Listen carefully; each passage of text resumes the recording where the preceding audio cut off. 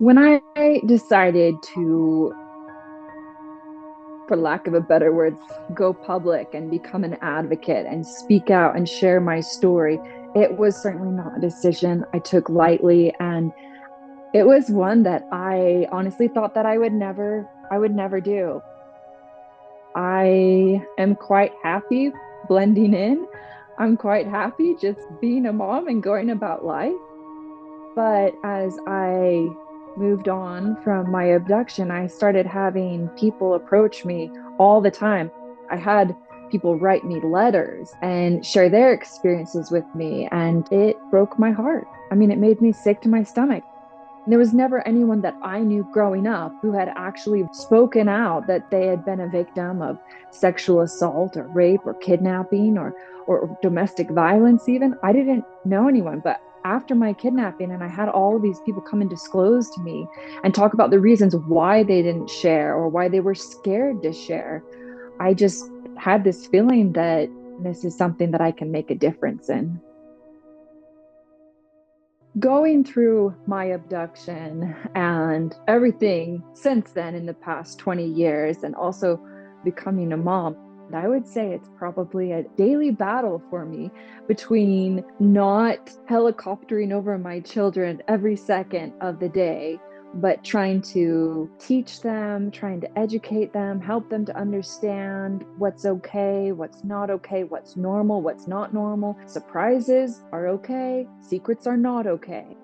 But it's definitely a struggle for me because I do know what can happen. I know what happens every single day. And being a parent and, sending my kids out into the world is scary for me. I got involved in the Guardian app because there is over 500,000 people that go missing every year, and over 300,000 of that number are missing children. We've all heard that expression that it takes a village to raise a child.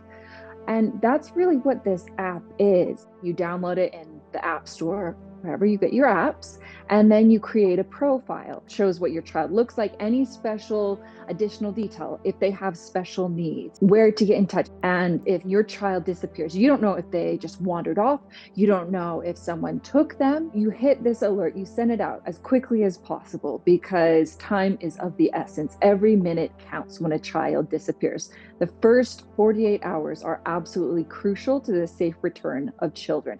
And what really sets this app apart from others is that you have to have your ID verified, because you wouldn't want to send out that information and have the predator down the street get that information. And so this screening process is really what sets Q5 ID Guardian apart. And that is something I felt could make a huge difference in the safe return of missing, not just missing children, but missing people. In helping survivors to move forward, whether they've been abused, abducted, raped, sexually exploited, one of the biggest things that everyone can do is honestly to start by believing. The statistics are so high that whether they've come out and talked about it or not, you do know someone who has been sexually assaulted, and you probably know more than one person, and that's scary. I believe that the Me Too movement helped many survivors be able to put a voice to what they went through. And I think it also helped in that they realized that there are so many of us being raped, being sexually exploited. It's such an isolating moment to have no control over what's happening to your body.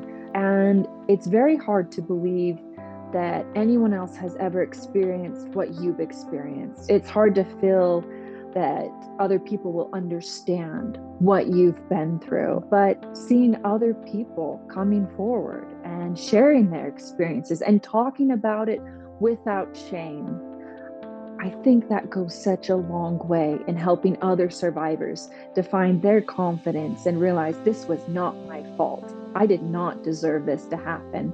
And whether it's taking action and reporting it to the police, or simply being able to walk into a therapist's office and say, I need some help. Can you please help me? I mean, either of those actions are equally courageous.